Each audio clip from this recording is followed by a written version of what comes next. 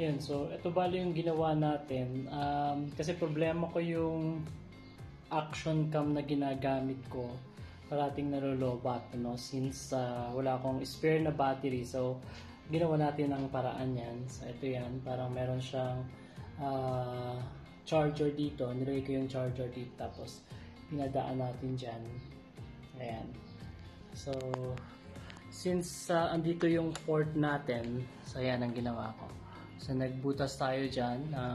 Malambot lang actually yung plastic nito Ayan, Ayan, nakuha lang kayo ng sharp na knife. Yung pointed as much as possible.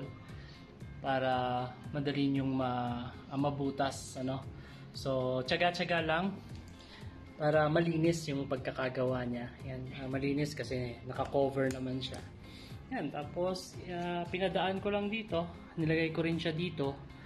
Para hindi makita yung cable. Tapos ito, cable tie din lang. Pinadaan ko dito.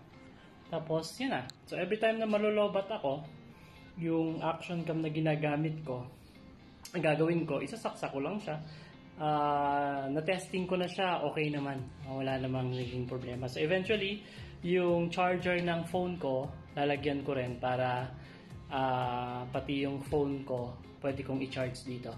Hinihintay ko lang yung cellphone holder ko. Okay? So, yun lang para may konti tayong ma-share sa mga ka-PCX natin. Thank you and ride safe always.